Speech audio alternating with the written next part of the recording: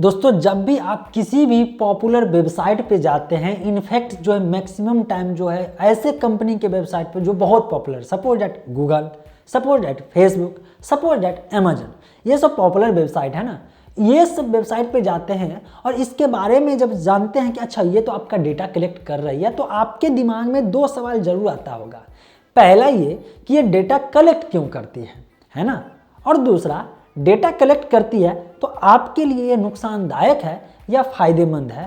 तो ये सवाल का जवाब अगर जानना चाहते हैं तो वीडियो को पूरा देखिए, आधा देख करके जो है ऐसा नहीं है कि सोचिए कि हाँ यार मुझे तो समझ में आ गया, नहीं, पूरा देखिए, समझिए, फिर आपको समझ में आएगा कि डेटा कलेक्शन कंपनी के लिए बेनिफिशियल है और आपके लिए नुकसानदायक कहाँ पे है, या कंपनी और आपके दोनों के लिए बेनिफिशियल कहाँ पे हैं। दोनों पॉइंट इसमें एकदम क्लियर कट रियल एक्सपीरियंस के आधार पर मैं शेयर करने जा रहा हूँ, इसीलिए वीडियो को देखते रहिएगा। हेलो दोस्तों, मेरा नाम है अजय और आप देख रहे हैं एज इन्फॉर्मर। एक्चुअली बहुत सारे मामला आते रहता है कि ये कंपनी आपका डेटा कलेक्ट कर रही है। कभी न्यूज़ में सुनते होइएगा, अगर by the way social media पे न्यूज़ को ट्रैक कर रहे हैं और अच्छे अच्छे जो यूट्यूबर हैं, इनफैक्ट बहुत सारे ऐसे लोग हैं जो डिफरेंट सोशल मीडिया का इस्तेमाल करके आपको सही जानकारी प्रोवाइड करवा रहे हैं, तो उनसे सुनते हुए कि ये कंपनियां डेटा कलेक्ट करती है, राइट। तो देखिए, पहले बात कि डेटा कंपनी कलेक्ट क्यों करती है, कंपनी के पॉइंट ऑफ व्यू से समझ लेते हैं। पहला ये होता है कि उसको ये समझना होता है कि मार्केटिंग, वो जो मार्केट हुई कंपनियां प्रॉफिट के लिए काम करती है, ठीक ना, तो वो अपने बिजनेस को बढ़ावा देने के लिए उसको पहले समझना होता है मार्केट को। और मार्केट को समझने के लिए पहले क्या करना पड़ता था, पहले वो अपना जो है आदमी जिसको हायर करते रहते तो वो मार्केट में अलग अलग मार्केट में भेजते थे। क्यों? वहाँ से इनपुट लेने के लिए वो एक तरह से सर्वे करता था। सर्वे करने में क्या होता है, सर्वे में कुछ थोड़ी ना होता है, कुछ पैरामीटर, कुछ पॉइंट्स होते हैं और इस आधार पे जो है वो डेटा जो है इनपुट लेते हैं अलग अलग जगह से, वो ले और फिर उस आधार पे उनको समझ आता है कि उसका जो मार्केट कहाँ पे है, पहला। दूसरा, जब वो इनपुट ले लेता था उसी आधार पे मार्केटिंग स्ट्रेटजी बनाता था, प्लानिंग करता था कि अच्छा इसको कैसे बेचना है, कहाँ पे क्या बेचना है, कितना प्राइस रखना है, कितना भाव रखेंगे। हो जाता है ना, एक ही सामान का एक मार्केट में प्राइस अलग रहता है, दूसरे मार्केट में प्राइस अलग रहता है। अब सपोज डैट कहीं पे भी ठंडा का जगह है, मान लीजिए कि कोई ऐसा एरिया जहाँ ठंडी का जगह है, अब वहाँ पे कूलर बेच करके क्या करेगा कंपनी?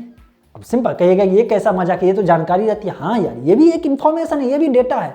मान लीजिए कि अभी अपने यहाँ ठंडी का मौसम है, अभी कहेगा कि यार कूलर बेच रहे हैं तो फिर दिक्कत है, नहीं बिकेगा। लेकिन यहीं पे ऊनी कपड़ा का जो सेल होगा या ऐसे प्रोडक्ट होगा जो गर्मी प्रोवाइड कराएगा, तो ऐसे प्रोडक्ट बिक सकता है। ये इन्फॉर्मेशन तो कंपनी के पास रहना चाहिए ना, किस मंथ से किस मंथ किस एरिया में ठंडी होता है, किस एरिया में गर्मी होता है। ये एक तरह का डेटा हुआ।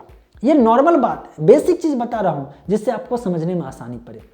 अब यही चीज़ कंपनियां जो है अभी जिस कंपनियां का अपना अपना बिजनेस रहता है, वो अपने अनुसार डेटा कलेक्शन करके ये समझ में आता है उसको, अच्छा यहाँ पे ये प्रोडक्ट लॉन्च करना है, यहाँ पे इस रेंज में प्रोडक्ट देंगे तो होगा, यहाँ पे कम पैसे वाला प्रोडक्ट जाना चाहिए, वहाँ पे जो है ज़्यादा पैसे वाला जाना चाहिए। ये डिसाइड तभी होगा जब उसके पास डेटा रहेगा।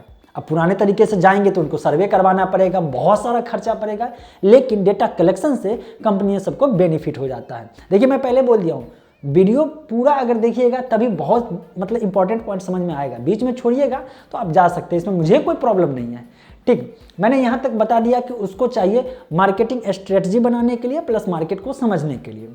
तीसरा ये होता है, जो अगर ऑनलाइन की डिजिटल की बात करते हैं तो कंज्यूमर के पर्सनलाइज्ड मटेरियल प्रोवाइड कराने के लिए उसके पास डेटा होना जरूरी होता है। मतलब जितना बड़ा उसका डेटाबेस में रिकॉर्ड होगा कंज्यूमर का, कस्टमर का, उतना ज़्यादा जो है कंपनी को बेनिफिट हो सकता है, उसको जो है नुकसान कम होगा, एक्स्ट्रा खर्चा कम होगा और सही जगह मतलब राइट ऑडियंस के पास सही प्रोडक्ट वो पहुँचा पाएगा। चलिए, अब एक पॉइंट मैं आपको बताता हूँ।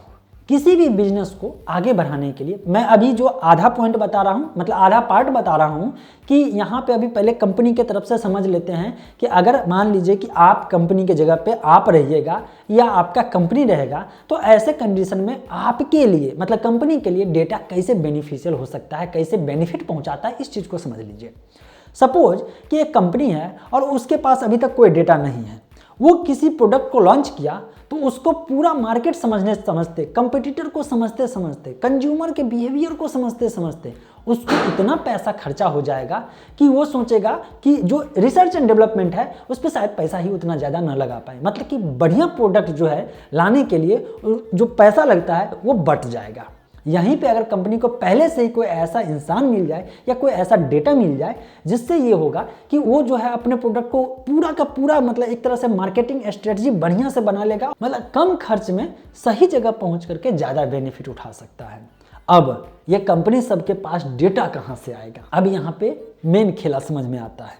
एक्चुअली कोई भी कंपनियाँ जो होती है, कोई प्रोडक्ट लॉन्च करती है तो ज़रूरी ना हो कि उसके पास पहले से डेटा हो, और डेटा कलेक्ट करते करते कंपनियों को समय बीत जाएगा। वो क्या करती है, ये जितने भी थर्ड पार्टी टाइप के कंपनियां होती है और इसके पास पहले से डेटा रहता है, उस डेटा को एक्सेस करती है, खरीदती है और उसमें से अपने अनुसार डेटा को छटनी करता है, प्रोसेसिंग करता है और फिर उस डेटा के आधार पर अपने प्रोडक्ट को लॉन्च करती है।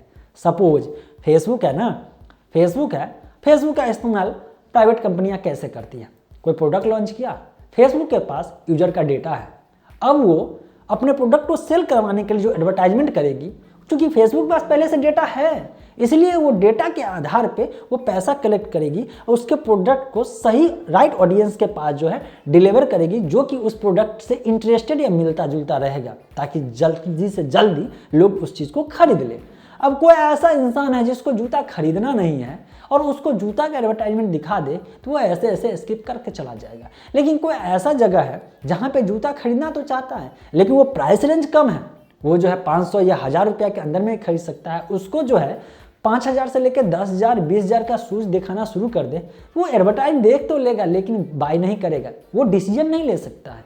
तो यहाँ पे कंपनी को चाहिए कि वो कंपनियाँ कहाँ पे जो है सही जगह से प्रचार करेगी। तो ये डेटा फेसबुक के पास पहले से है, तो फेसबुक डेटा कंपनी हो गया, एक तरह से डेटा इसके पास है। इसी तरह से गूगल के पास, इसी तरह से अमेजन पे जो सेल होता है, अमेजन के बारे में कहेंगे तो आपको तो और अच्छा समझ में आ जाएगा, क्योंकि अगली बार जो बताने वाला हूँ आधा पार्ट, जिसमें मैं बताने वाला हूँ कि अगर कोई कंपनियाँ डेटा कलेक्ट करती है आपका डेटा, तो आपके लिए बढ़िया कहाँ पे है और ख़राब कहाँ पे है।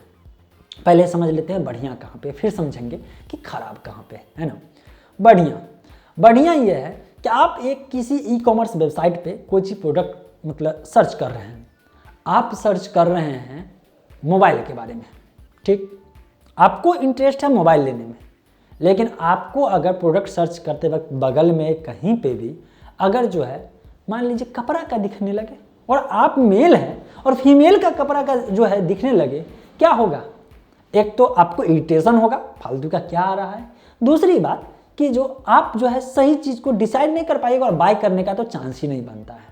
लेकिन यहीं पे अगर वो कंपनियां जान गया कि अच्छा आप जो है मोबाइल सर्च कर रहे हैं, ठीक, और चूंकि फिल्टर में प्राइस रेंज सेलेक्ट किए तो उसके पास ये भी इंफॉर्मेशन है कि आपका बजट कितना है, अब वो वही प्रोडक्ट दिखाएगा जितना आपका बजट है उससे कुछ ज़्यादा या कम ऐसे दिखाएगा। अब इससे क्या होगा? आप सही डिसीजन ले पाएंगे और जो कंपनियां वहां ऐसे लिस्टेड होगा उसका प्रोडक्ट जल्दी सेल हो जाएगा।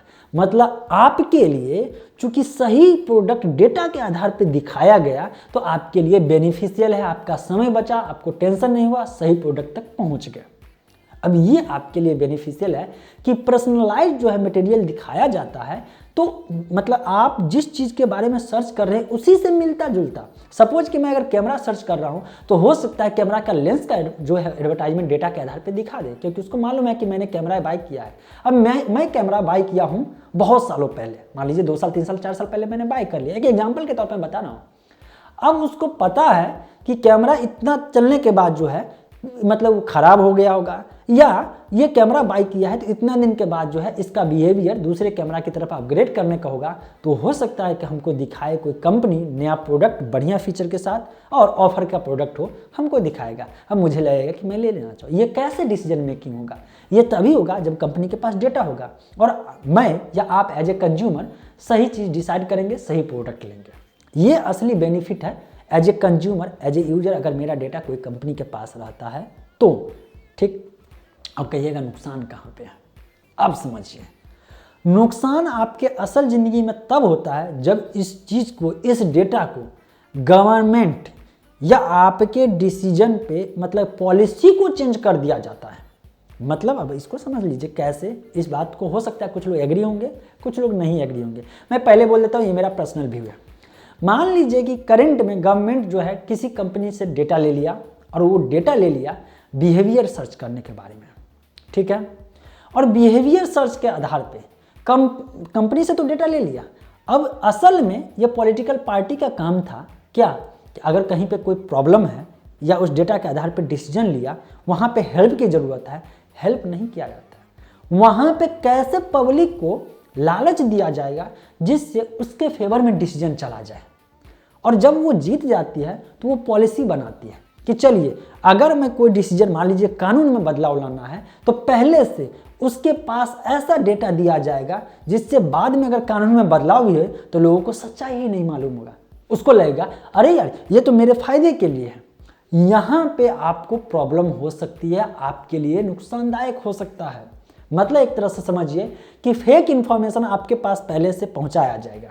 फॉर एग्जाम्पल, मतलब सीधा सा समझ लीजिए ना यार, आपको जो है कहीं पे कोई चीज़ लेना होगा, कोई चीज़ मान लीजिए आपको लेना है, तो पहले अपना आदमी भेज करके वहाँ पे उसको जो है समझाया जाता है ये प्रोडक्ट जो है ना बेकार है, बेच लीजिए। मतलब आपको खरीदना है, ये होता है, रियल में होता है। मैं आपको बता रहा हूँ, आप भी जानते होइएगा, जब ज़मीन किसी आदमी के पास रहता है और कोई आदमी जिसके पास पैसा है वो खरीदना चाहता है, वो जब ज़मीन नहीं बेचना चाहता है तो वो गेम प्लानिंग करता है। क्या करेगा वो, किसी न किसी आदमी द्वारा पहले वहाँ पे एक तरह से कब्जा करवाने की कोशिश करेगा अपना पैसा खर्च करके, और फिर यही आदमी हेल्पिंग नेचर बन के कुछ लोगों से कहेगा हेल्प करिए। फिर वो हेल्प तो करेगा लेकिन हेल्प एक्चुअल में कर नहीं रहा है, और फिर उसको ही माइंड में ये सेटअप हो जाएगा कि इस ज़मीन पे किसी ऐसे द्वारा कब्जा किया गया है जिसको हराना मुश्किल है, तब काम है। मतलब जितना का ज़मीन होगा उससे ज़्यादा खर्चा हो जाएगा। तब यहाँ पे कहा जाएगा उसी को, दोनों आदमी उसका ही है, पैसे वाले का ही है जो खरीदना चाह रहा है, एक द्वारा उसके दिमाग में बैठाया जाएगा इस ज़मीन को इस आदमी से, पावरफुल आदमी के पास बेच लीजिए और आपको कब्जा करा देगा। राइट, इस ढंग से होता है। मतलब कि आपका जो है टेंशन खत्म हो जाएगा और फिर ये आदमी क्या करेगा, उस ज़मीन को खरीद लेता है। ये गेम प्लानिंग होता है। ये एक एग्जाम्पल के तौर पे बता रहा हूँ जो कि आसपास हो सकता है कि होता भी होगा, क्योंकि मेरे एरिया में मुझे जहाँ तक जानकारी है कुछ लोगों के साथ ऐसी घटना हुआ है। तो यही चीज़ पॉलिटिकल लोग जो है अपने बेनिफिट के लिए करते रहते हैं। तो यहाँ पे इंफॉर्मेशन जो है अगर पब्लिकली होता है तो दिक्कतें हो जाती है। अब इतना खेला चीज़ मैंने बता दिया, इतना तक अगर वीडियो देख लिए हैं तो अब इसका सॉल्यूशन क्या है? मेरे समझ से सॉल्यूशन है डेटा प्रोटेक्शन लॉ। अब जनरल जो डेटा प्रोटेक्शन लॉ की बात है इसमें बहुत सारे कमियां हैं जिस चीज़ को आपको समझना पड़ेगा। समझ गए? ऐसा डेटा प्रोटेक्शन लॉ इतना मजबूत होना चाहिए कि अगर किसी भी कारण से अगर ये प्रूफ हो गया कि इस कंपनी ने डेटा जो है शेयर किया है, अगर शेयर किया है तो उसको इतना बड़ा पनिशमेंट रहे कि उसको कंपनी को जो है वो बोझ उठाने में बहुत मुश्किल हो सकता है। इस डर के मारे कंपनियां डेटा जो है इधर से उधर शेयर नहीं करेंगी। मेरे समझ से है, लेकिन आपके समझ से जो मैंने ये चीज़ बताया कंपनियां डेटा कलेक्ट करती है तो ये फायदेमंद है कि नहीं है, और जो मैंने बताया इस चीज़ से आप सहमत हैं या नहीं है, आप कमेंट सेक्शन में ज़रूर लिखिएगा। हो सके तो डिटेल में लिखिए ताकि मैं भी समझ सकूं कि आप लोग जो है अपना क्या ओपिनियन रखते हैं इस पॉइंट पे। और पहले बोल देता हूँ, अगर ये कंटेंट जेन्युइन लगे, बढ़िया लगे और लगे इस चीज़ का अवेयरनेस जो है लोगों में होनी चाहिए, इस वीडियो को लाइक करना है और शेयर कर देना है। मिलते हैं फ्रेश और अपडेटेड इन्फॉर्मेशन के साथ।